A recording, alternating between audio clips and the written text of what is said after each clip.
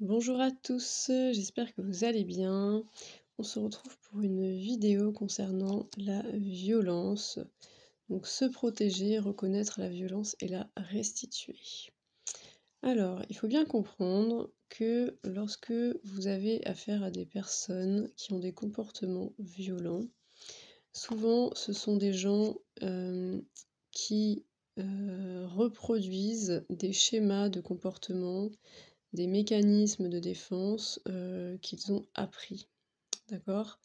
Ça va être, dans leur éducation ou dans leur, construction identitaire que c'est formé que se sont formés certains comportements violents, qu'absolument personne, n'a remis en question. C'est-à-dire que personne ne leur a dit à un moment donné: «Là, tu es violent». D'accord? Donc ce sont des personnes qui perpétuent des comportements par méconnaissance, en fait, des conséquences sur l'autre. Donc j'inclus aussi, les pervers narcissiques, hein, puisque, la plupart du temps, ce sont des habitudes et des schémas de comportement qu'ils font, parce qu'ils ne savent pas faire autrement.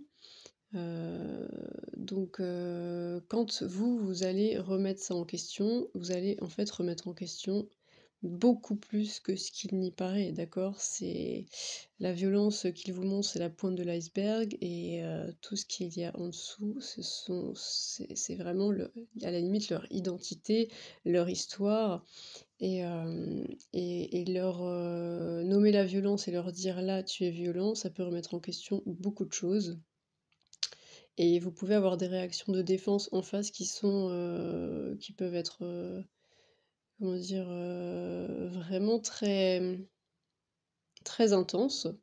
Hem et là aussi, il faut pouvoir, résister à ça et rester solide et savoir que ça n'a rien à voir avec vous, en fait. D'accord? Donc c'est absolument primordial de savoir reconnaître la violence que vous rencontrez, de la nommer et de la restituer à l'agresseur.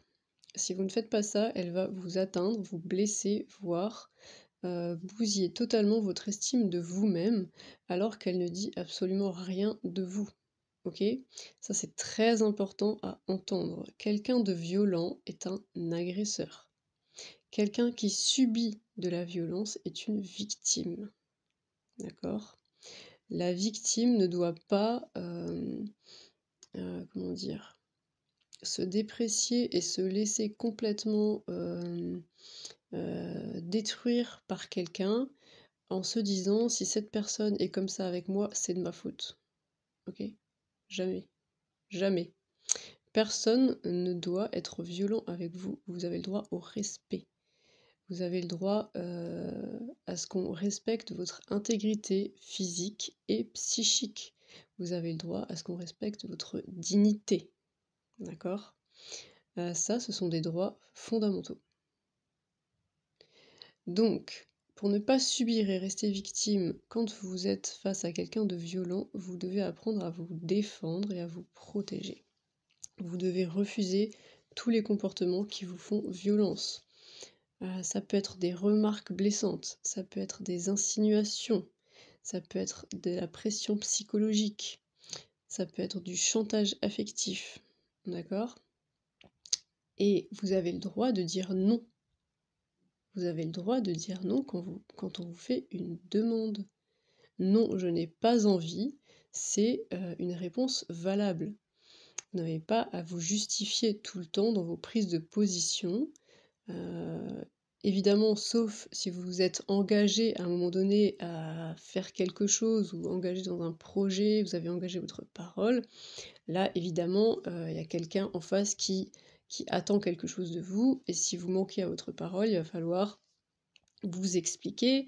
Ça ne veut pas dire que vous ne devez pas vous désengager, attention, vous avez le droit de vous désengager de quelque chose, par contre, il va falloir vous expliquer, vous repositionner et expliquer à la personne, où vous en êtes à ce moment-là et que vous ne pouvez finalement pas, honorer votre parole, d'accord? Mais quand quelqu'un est violent avec vous, c'est important de lui dire et si vous lui dites et qu'à un moment donné, il pète un plomb parce qu'il ne supporte pas que vous lui restituiez sa violence, parce que c'est juste ça, hein.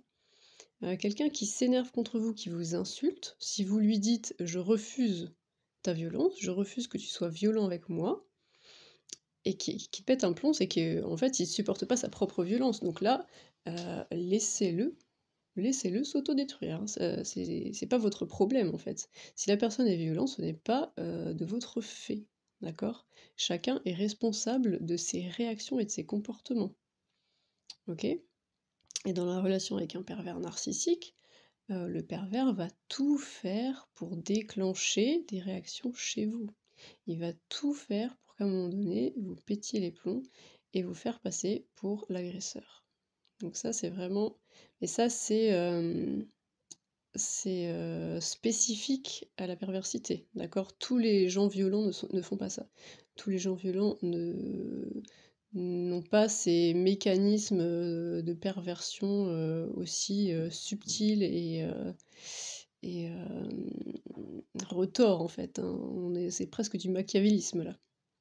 Donc ne prenez pas, pour vous, la violence de quelqu'un d'autre. Il faut absolument que vous renforciez votre mental, que vous renforciez votre moi, votre estime de vous, d'accord? Pour pas que la moindre critique ou la moindre remarque, vous blesse et vous fasse plus de mal que nécessaire, OK?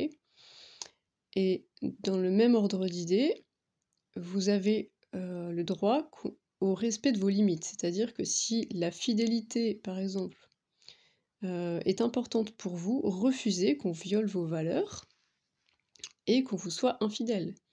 Si, par exemple, la sincérité est importante pour vous, refusez qu'à un moment donné, l'autre, vous mente et ne soit pas sincère avec vous, d'accord? Ça veut pas dire que vous avez le droit de harceler quelqu'un jusqu'à ce qu'il vous dise quelque chose que vous avez envie de savoir. Attention, c'est différent, hein. Là, on est déjà dans autre chose. D'accord? Le pervers, typiquement, il va vous dire, «Je pensais qu'on pouvait tout se dire, on a dit qu'on se mentait pas, donc tu dois me dire ça». Mais être sincère, c'est pas ça. Être sincère, c'est pas décider pour l'autre ce qu'il est censé nous dire ou pas. D'accord? Donc attention, aussi à ce comment dire? À ce que vos valeurs ne soient pas détournées et retournées contre vous. Mais là, vous allez le sentir, là aussi, revenez à votre corps. Si quelqu'un, vous dit quelque chose et la première réaction que vous avez, c'est, ça vous blesse, ça vous stresse, ça vous met en colère, sachez que là, il y a quelque chose qui ne va pas. Donc vous pouvez demander à la personne de répéter ce qu'elle a dit, ou demander des précisions sur sa pensée, par exemple, pour être sûr, que vous n'avez pas mal interprété. Mais, si la personne, reste sur ses positions, ou minimise, son comportement violent, son attitude violente, sachez que votre ressenti et ce que votre corps dit est plus important que le discours de l'autre, d'accord? Sachez vous écouter. Écoutez ce qui pour vous est important, ce qui pour vous est blessant et osez dire: «Là, je suis blessé. Tu m'as blessé dans mon estime, tu m'as blessé dans ma dignité, tu as intrusé mes limites, et ça ne me convient pas».